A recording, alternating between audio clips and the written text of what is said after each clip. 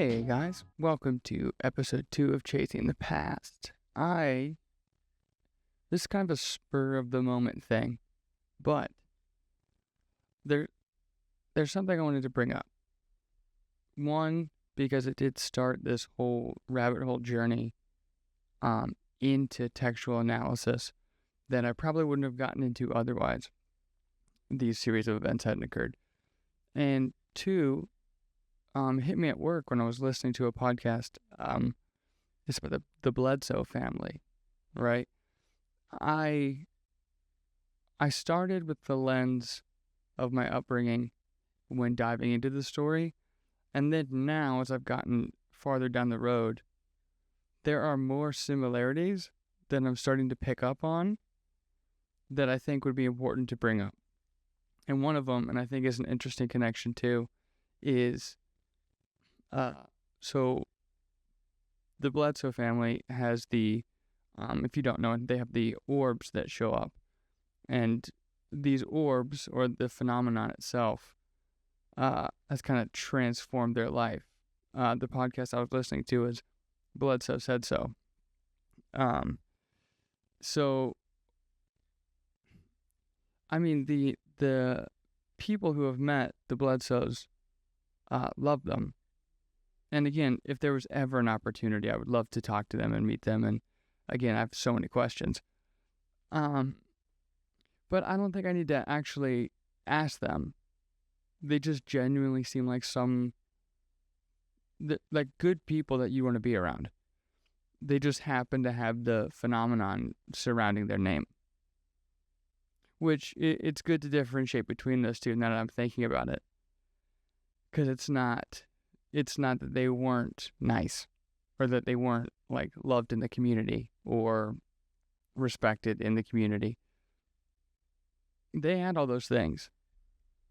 And yet the phenomenon occurred to them at a point which would be the lowest. And so generally we're going to go through them a little bit, but also it hit me that the revelations, or,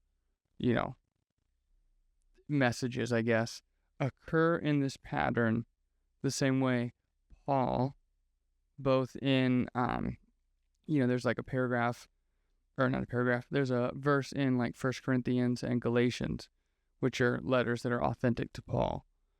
And then the way that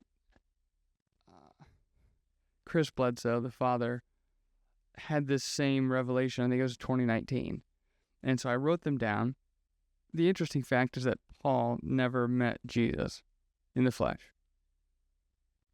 He meets him in, the best word would be a vision. And in this vision, it isn't obvious that it's Jesus right away, which I think is very interesting once I read it. And we'll get into it right now instead of me just blabber busting around. But I remember it was a question brought up to me when I first was going through some of these things, like textual evaluation and, what's that Greek word, and diving deeper into that one word that could change the entire passage. And the thing that kept coming up is like Paul, like it was so genuine, like his entire life changed. And it did. Now, we always just assumed that it was because Jesus showed up, or that he met him, or that was persecuting people in his name, or something close to that. But he never met him. It was this vision. So I wanted to walk through that vision. Now, I'll put in, like, over here somewhere, I'll put the episode that I was listening to. It's the most recent one from Bledsoe Said So. It's the part 2, and it was like 50-something minutes in, I think. And they're going over this light being and the way that it shows up.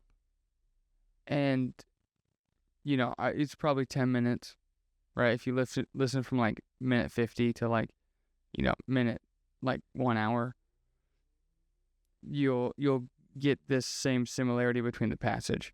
And so for Paul's vision, it's Acts 9 and then 22 and 26. Now, an important factor is that is like, ironically, that's also, Acts is also part 2. So it goes Luke and then Acts. Same guy wrote the same book, right? Except one's part 1, part 2. So it's like, here's the gospel story, Luke, and then here's part 2 of how the growth happens. And very funny because Luke is also the one that claims not to be an apostle, not to be Luke, which I think is interesting because it's right out the get-go. And we'll get there too. Actually, I'll find it right now. Boom, there it is. And it's really obvious because it's the first verse. So now I also use the NRSV. I don't have the UE, but I do have the one that they did in like 89. Half-price books. Now, and again, I'll take full credit.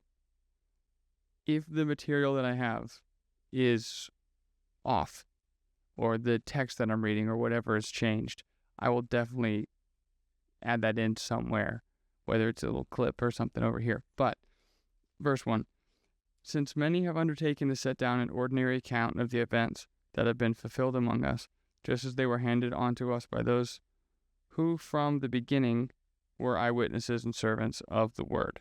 So he was not one of them. He's one of them getting the information, right? He's collecting it, compiling it, and trying to make the most accurate account. I too decided, after investigating everything carefully from the first verse, or from the very first, to write an orderly account for you, most excellent Theophilus, so that you may know the truth concerning the things about which you have been instructed. So, that is the opening statement of Luke 1 through 4.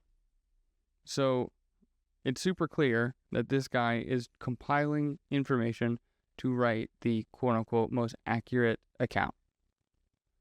Now, that means from sources we have and sources that we don't. He's looking at a desk full of information, boom, everywhere, right? And compiling it, which is a feat in itself, which is amazing.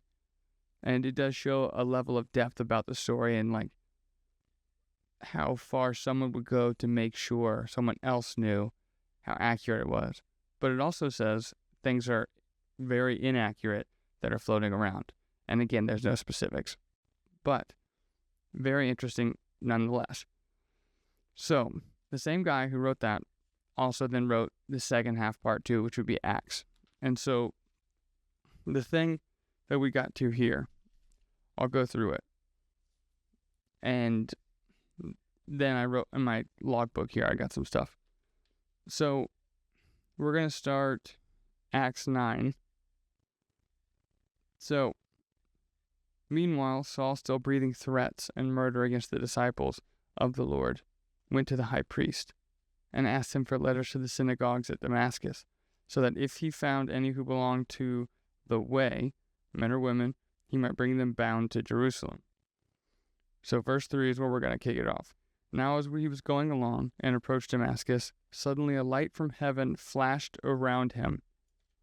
Light from heaven flashed around him. He fell to the ground and heard a voice saying to him, Saul, Saul, why do you persecute me? He asked, Who are you, Lord? The reply came, I am Jesus whom you are persecuting. But get up and enter the city, and you will be told what you are to do. The men who were traveling with him stood speechless, because they heard the voice but saw no one. So we have the light flashing, right, around him. And then no one saw that, but they heard it. Good note. Saul got up from the ground, and though his eyes were open, right, he could see nothing. So they, being the people he was traveling with, led him by the hand and brought him into Damascus. For 3 days he was without sight, right, which reminds me of almost like a dark retreat, right, you can't see anything. For a long period of time, people start to hallucinate a little bit and have crazy experiences in these caves. And then it says, and neither ate nor drank. So, That is like the classic Paul's conversion thing. Then the key elements that I put in here, right, is the light from heaven, so coming down, flashing around him, right? And then the verification that we'll read later is that it was brighter than the sun. Clearly by the, can't see for days, 3 days. So in the next verse, let's just go into 4, right? Paul falls to the ground, right, in awe of this thing that's from heaven, brighter, doesn't say orb, but it is brighter than the sun. Flashes around him, he hears a voice through the orb, right? And again, I know there's some, I'll put it over here, there's some scholarship about hearing it, not hearing it amongst the people traveling with him, the Greek of that word, something related to that. Anyway, it's funny to me because it's also just him. Because this was the vision that I used to get when I was, hearing this story. It's like, what? It's like, oh, he's by himself on this road, walking. Jesus in the flesh shows up and does this whole thing. None of that is accurate. And it's funny because it's like I've never read it. And today as I'm listening to this, I go, this is like Paul's conversion story. And just boom. And I immediately, I was at work, so I was typing it down. And I go, this is interesting. Really similar. And so the things that have changed that when I looked this up is there were people around. They didn't witness or see anything, but they did hear it. Right? So that has some play on this too, both in the Bledsoe family, is like a belief or like maybe a low point that this thing shows up. And you may see it and you don't. Some do who go to Skywatch with them and some don't. But they do get, feelings or something. So it's kind of related on this same, wavelength. And I'm going to try not to interject their story into this story, right? Interject something modern into, like, the Bible itself, which is very, very common. And I don't want to do that. I just want to read it as is. And reading it as is, it sounds like a light, don't know its shape, came down, flashed, gave some miraculous, bright levels of light to blind him, where others did not see it, but they did hear it. And then he was just so stunned and, shocked by the event that he didn't eat or drink for 3 days and he couldn't see. That is conviction that would, it made me understand the Bledsoe family a lot more because their conviction level, because, Paul was super convinced. From this point on, his entire life was different. His entire life changed at that moment. And, we don't know the emotional state that he's in or how he feels about this persecution of people related to this movement, right? But, from my opinion or my, hypothetical look at it, if he is at a low point, then it is very similar to the Bledsoes, to Chris Bledsoe. And,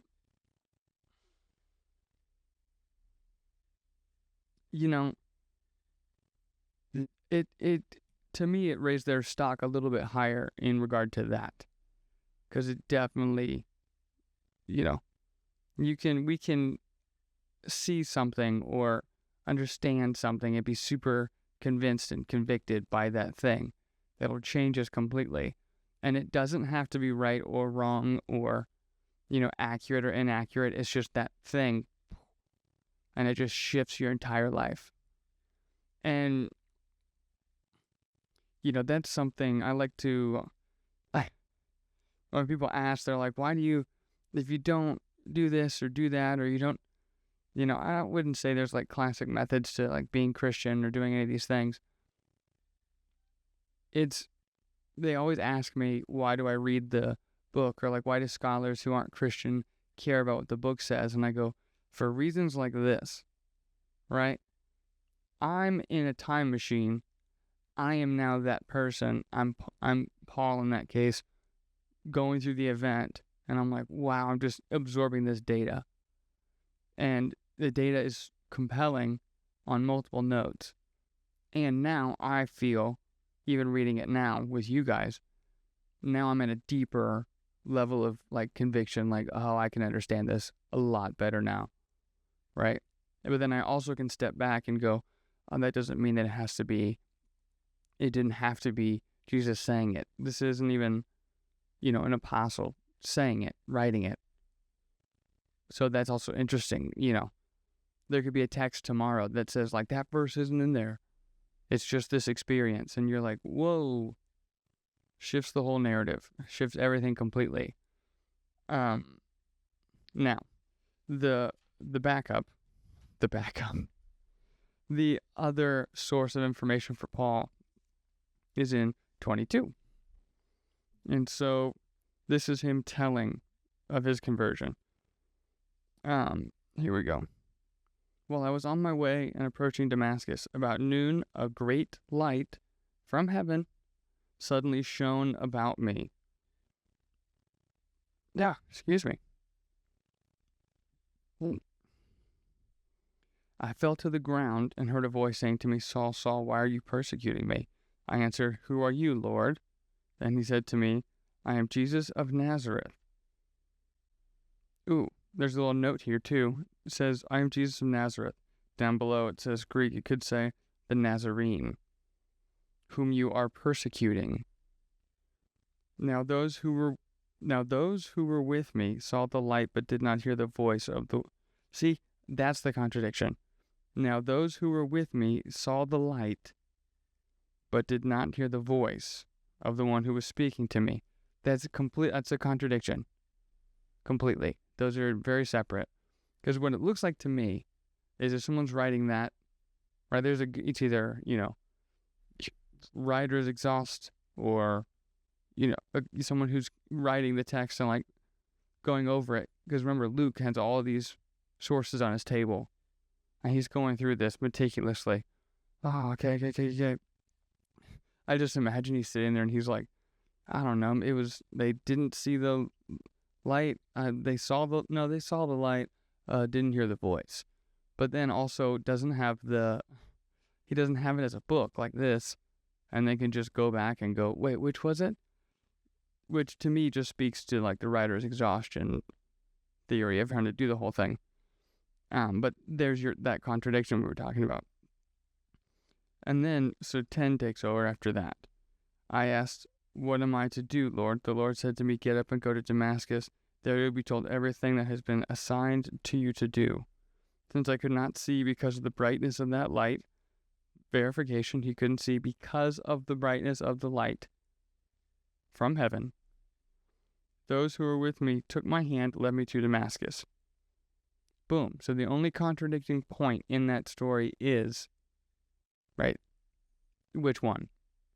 Did they hear the voice, not hear the voice? Did they see the light, not see the light? So there's your little contradiction there.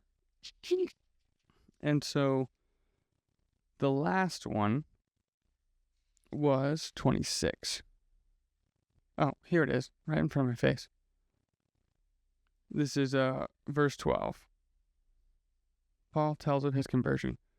With this in mind, I was traveling to Damascus with the authority and commission of the chief priest, when at midday along the road, Your Excellency, note, says Excellency or King, I saw a light from heaven brighter than the sun, shining around me and my companions. When we had all fallen to the ground, I heard a voice saying to me in the Hebrew language. So it says it's spoken Hebrew, but there is a note. And then it says Aramaic. So not Hebrew and Aramaic, they're Semitic languages, they share that. But still, so Aramaic. Boom, boom, boom. Is that camera? Yeah. Saul, Saul, why are you persecuting me? It hurts you to kick against the goads. What? I'll have to look that up. That might be something interesting. It hurts you to kick against the goads. Oh. I almost read that as goats, too. Like, just kicking goats across the... Anyway. I asked, who are you, Lord? The Lord answered me, I am Jesus, whom you are persecuting. But get up and stand on your feet. Fell to the ground. For I have appeared to you for this purpose, to appoint you to serve and testify to the things in which you have seen me. Note A. Other ancient authorities read, the things that you have seen will persuade me to play the Christian. In which you have seen me, and to those in which I will appear to you. Aha, wow, that's a long difference. So another authority after seen me reads, seen the things that you have seen will persuade me to play the Christian. Whoa, very different. I will rescue you from your people and from the Gentiles to whom I am sending you. That is not in the original story and not in the second retelling. Interesting. And again, he's talking to King Agrippa. So maybe he's trying to like make it sound cool, sound a little cooler than what it was, hype it up a bit, you know? To whom I am sending you, to open their eyes so that they may turn from darkness to light and from the power of Satan to God, so that they may receive forgiveness of sins and a place amongst those who are sanctified by faith in me. Interesting. So we'll get into this at some time, but a lot of people say that like, oh, what made Jesus God? And it was like, oh, in Mark, it's because he, forgave sins. And it goes, according to this, so did Paul. So that they may receive forgiveness of sins and place, hold on, wait a minute. So that they may receive forgiveness of sins and a place amongst those who are sanctified by faith in me. Okay. Is that a note? No, it is not. Okay, I was wrong. Never mind. At least not in that one. So tracing it back, we've been probably about 10 minutes or so, we've gone through that. So the things I wrote down that were common, right? And you already know. It's the bright light flashed around him. It was so bright. Something spoke to him through it. Jesus preferably, but it was so bright that it blinded him. And the event caused 3 days of just awestruck stillness. No eating, no drinking. Probably had to go to the bathroom. Probably not as much as he was supposed to because of the eating and the drinking. But that little bit of the two things is closer. And there's a big push, a big argument. Not even that, how do I put this? Not even that it's so contradictory to the Bible that you need defending. It's that someone's ego of the Bible brings on defense, which is the idea of saying, hey, maybe something like the phenomenon is connected to something religious, right? A belief that you have, right? You thought you had this one, but it's completely different. Just like I thought it was Paul alone on the road, seeing Jesus in the flesh in front of him. It's none of that. But if you would have asked me that 2 years ago, I would have said, no. Jesus came right in front of him, completely, through the love and kindness, changed Paul to not do this anymore. I know that the general gist sounds kind of the same, but they also sound very different at that moment. Because they are different. The original thought I had is wrong. This one, reading it and looking it up, verifying it through different sources, during lunch break, is correct, is right.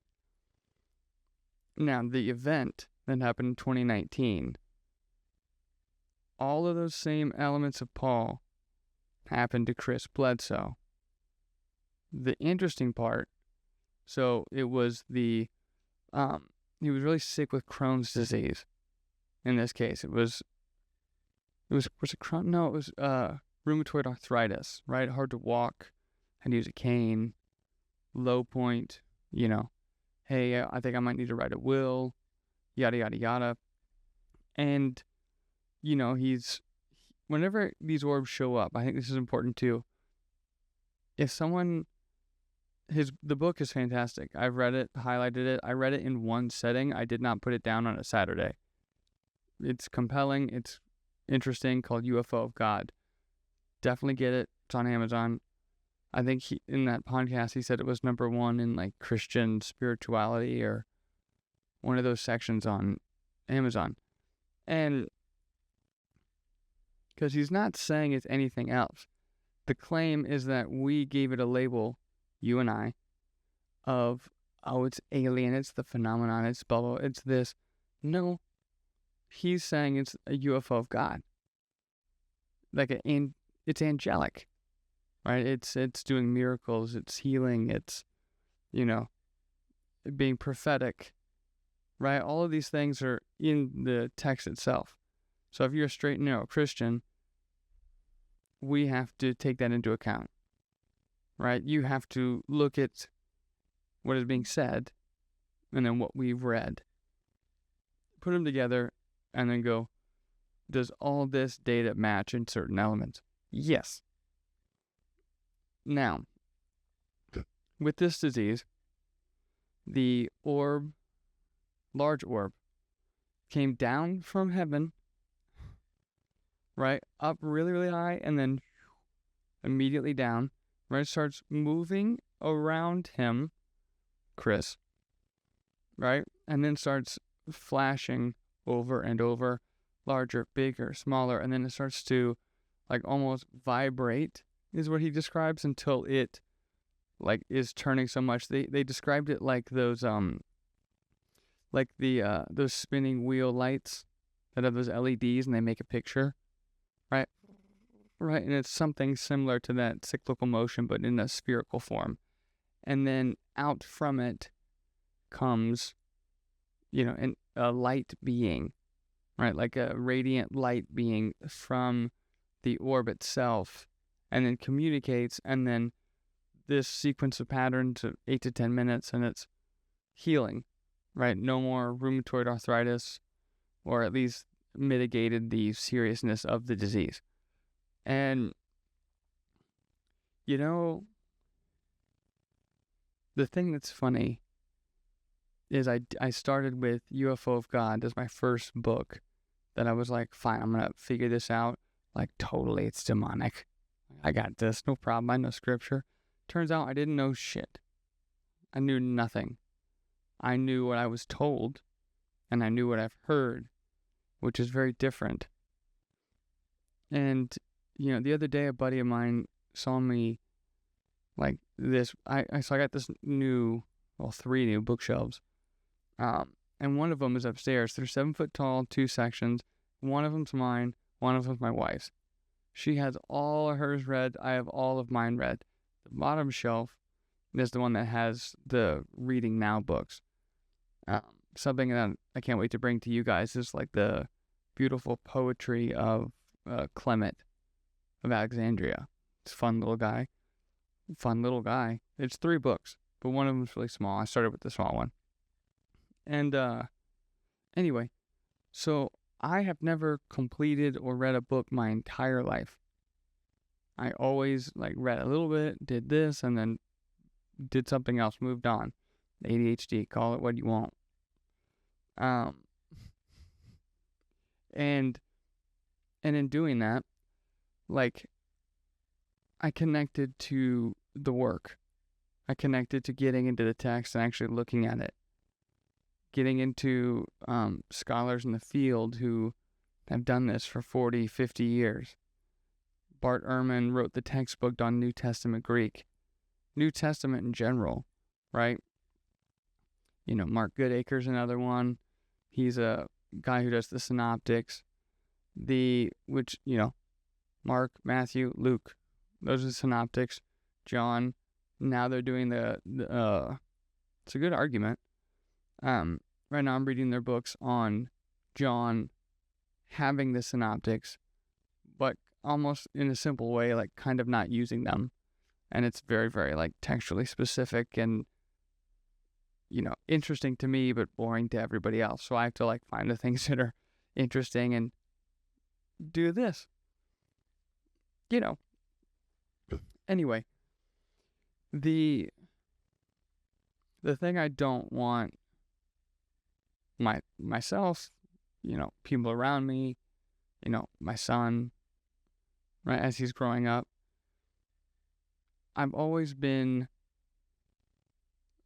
keen on letting him choose, or at least set the framework for the decisions he's going to make, because he's his own person and he's going to be that person.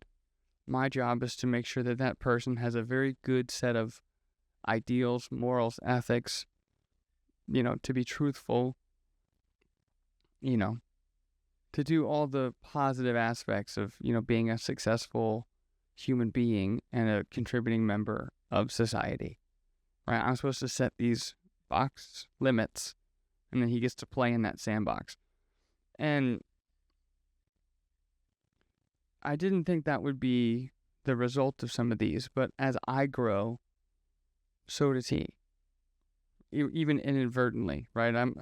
He told me, "Dad, can I get more books?" And I go, "Why?" I go, "Do you have a book in mind that you want?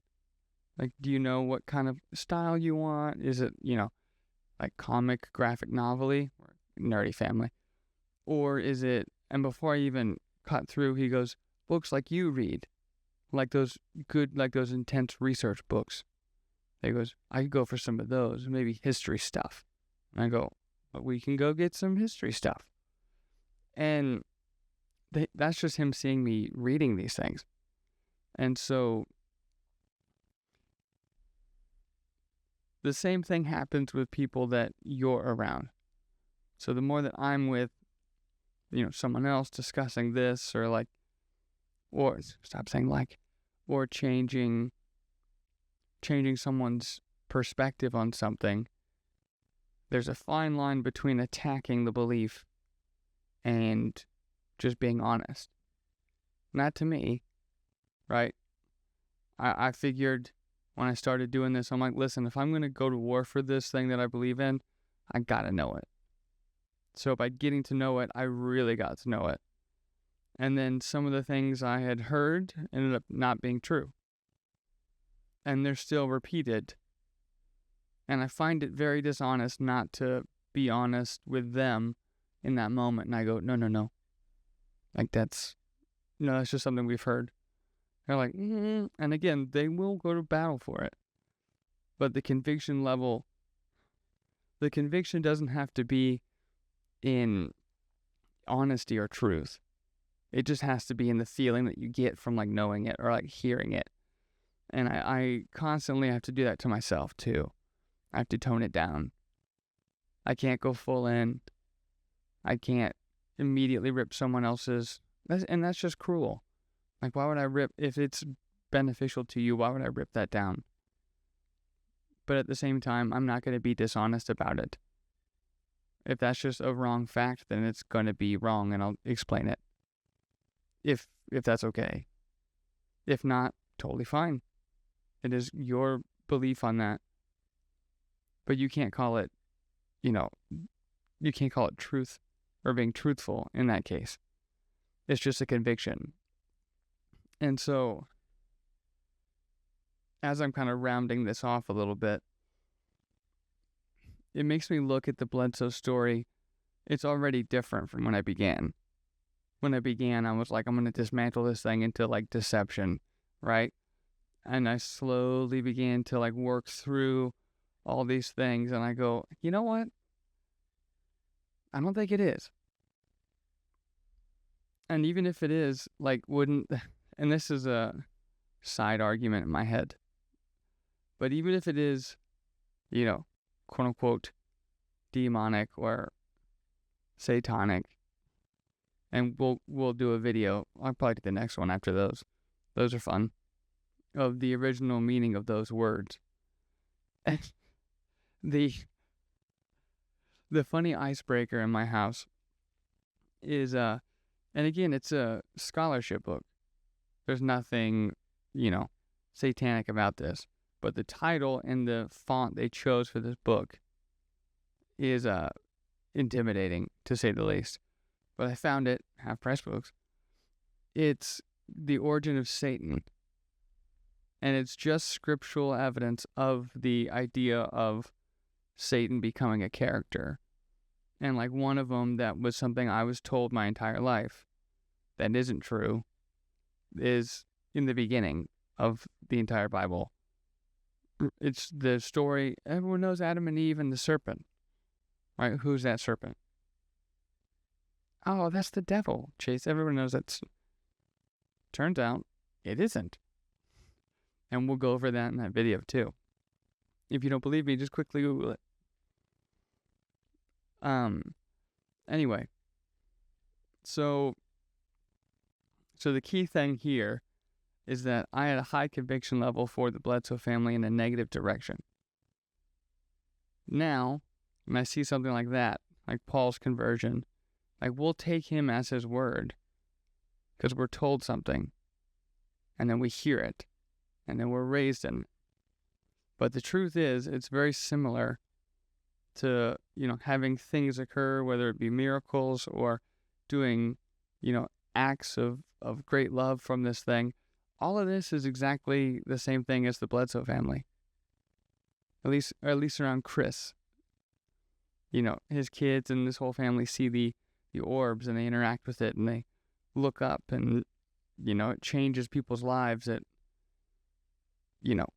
Again, I have no firsthand witness on people being healed or like having something miraculous happen after these events. But, it's got he has over 200 podcast episodes on his show of him just talking about this and the impact it had on others in his family. And I remember sitting there one day just reading UFO of God, and if it is a deceptive trick, it's not like they're the satanic or demonic figures winning, right? It's healing people, it's changing people's lives. They're completely shifting away from, rigid thinking into, as they would say in the family, these higher levels of conscious, intuition and not even necessarily, I guess it would be abilities, but the trick didn't go the right way in this case. If they're looking to pull a fast one and haha, got him, right? They believed in me instead of this. It's they're not saying that either. They're saying God is love. God is all of us. We're a part of this divine spark. And we're all connected and we should be connected that way. That's what they're saying. They're not preaching higher than thou, come to us and we're the family that'll change you forever, pay this and do that and blah, blah, blah. They're come out to our house. Sleep on the lawn, right? If we don't have room in the house, you can sleep out here. We'll show them to you guys. And that's mostly and that's on all sides of this spectrum. That is people who are into the nuts and bolts, right? That's the NASA, the science, the government agencies, all the way, the individuals, not the actual agency themselves, but individuals who have these experiences that ask for it and don't, right? That are completely logical, nuts and bolts, to completely spiritual. And, it's I don't even know how to word it, but the more I'm going through it, I'm just thinking about what kind of family I want to cultivate, what lessons and what things I want to share and experience in the world with others in a positive light. And, it helped to do this. This all was just sitting at my desk beforehand. And now, it's like a drive to do something, to help, or at least attempt to. And I think this is a good thing that I'll look at, right? I'll try to optimize it, make it sound the best, make it look the best, make it everything I need it to be for you guys. And if that's 10 people, cool. 10 people have a new perspective. Now, the ultimate goal, I'm going to be completely honest here, and we'll conclude this, is it would be incredible to show you guys to interact with some of these people that I highly respect, both in like the textual biblical field, the Bledsoe family, Chris himself, go over some of these elements and, have collectively all of us realize, wow, these are closer than we think they are. Much closer. And they don't have to be rigid and locked in and deemed as demonic because they're not close to the thing that we heard. We should look it up for ourselves, just as I did. And then go over it, take in the data. And I think, like Chris Ramsey had a good outlook on it from Area 52. I saw him the other day on Julian Dory, and he was saying that, you have to, just take in the data, right? I forget exactly what he said. I just had it on the tip of my tongue too.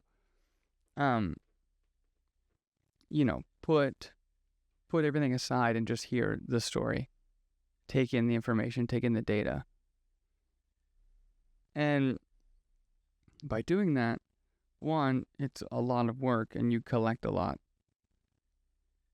But as I started collecting, thoughts in my head, connection points, then next thing you know, I'm working and like, boom, I go, the Bledsoe family interactions with these things are so similar to like Paul's conversion. It's crazy. Let me share that with you guys, right? These are just, who knows when it's going to show up. And what's wrong with a little bit of, truth, love, and kindness right now? Sometimes I get worried that the world's on fire. And, at any minute, like, oh my gosh, like something's going to pop off and it's going to be a really difficult time for everybody, or the end of it for everybody. Not scriptural, rapture, which isn't in there. Apocalyptic, which just means revelation. Revealed knowledge of something hidden. And, if this is it, then it's been happening for a long, long time to lots and lots of people, which then puts all these things that, like, for example, if you're a atheist biblical scholar, you're not going to believe any of the spiritual information. It's just going to be some, like, fugazi writings. But if you're on the Bledsoe family and you're going through some of these things, holy shit, that's super close to the biblical text. Just an experience. And the idea of having that happening for a long, long time, and we're just now catching up, well, if that doesn't like tickle your fancy a little bit, like what's going on? What's going on? It for sure should. And I don't know, I love that. I do. And I wanted to share that connection point kind of last minute, just like I kind of put the notes together really quick. And again, I'm no expert. Like I'm just someone who has a curiosity and a fascination with these things. And then a need to say something. Because it kind of, and this is something else for you guys too. If there is something that you have, right, we aren't meant to like save it. If there's something that's there and it's like kind of like scratching and gnawing at you, I always feel better when I tell a buddy of mine. I'm like, what do you think, man? What is it? Right? We're meant to share. We're meant to, collectively build something together. And if it's on the backs of, the Bledsoe family doing it with truth, love, kindness, and God all in the center of the thing, to me, in my mind, it's really hard to try to pinpoint that down to something evil or negative. And I think we also get it mixed up too, where evil is not bad in some cases, it's just confusing. Like it's a shock to the system almost, where it's like, whoa, that doesn't really, like the brain kind of glitches a bit. And that used to be the key point in this for me in the beginning of their story, where it feels very like negative and like it's creeping and doing these weird things. It's like interacting in the, with things in our house, or like it's outside and we saw this and they walked by, or, it's kind of, outside and creeped us out. It also just seems like it was just so shocking to the nervous system and so like earth-shattering to their beliefs that it was scary, which is the response I get when I try to explain something and someone's not ready for it. It's like, it's a response. It's a fear-based mentality response to attack and defend, or to defend and then attack, even if you don't have that, it's not in there. It's just something that you held tight and you don't want to let that go. And the fear of letting that go is like, I can't let that go. Then what happens? Everything else falls apart. It doesn't fall apart. It's just you're making a decision based on the fear of it potentially falling apart. It's a fear on a what if. And, I always tell, my kiddo, if he's nervous about something, I'm like, focus on what you can control. Look at what you can apply yourself to, how you can, raise confidence, whether it's a test or, a PE test or something, physical activity, right? Work up to it. Do enough work to make it not so nerve-wracking or fear-driving. And then, boom. Like, I don't have to worry about those things. I don't need those things. I do have a curiosity about it and seeking it out. Honestly. But I don't need them. The thing that we do need, and I think we need a lot of it now, is a collective idea, a collective, I don't know, something just to unite all of us. And again, just to end and close out, if that's just being truthful, honest, loving, kind, compassionate, healing, truthfully, I just said truth, didn't I? It's late. I'm sorry. Then I don't think that message is so bad from the Bledsoes. And I don't think you guys should either. But again, go do your own research. Listen to the podcast, his episodes. Get his book if you can. I love it. It's like one of those things where if you want to read a book for the first time again or watch a show for the first time, right? Like, that's Game of Thrones for me, dude. All the way. All the way. Like, if I could watch Game of Thrones start to finish again, like but I know that when I watch it again, I'll get those little moments of like, oh, yeah. No, that's coming up. And, that I think that book, with the right lens for it, becomes one of those things that kind of sticks to you. It keeps coming back. I keep remembering it. I keep remembering pieces of it and the story. And some of the prophetic things that, at this rate are coming up.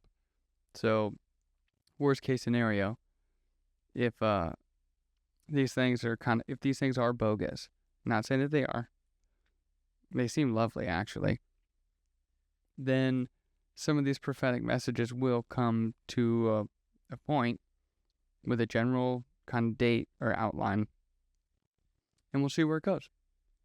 But that's the connection point.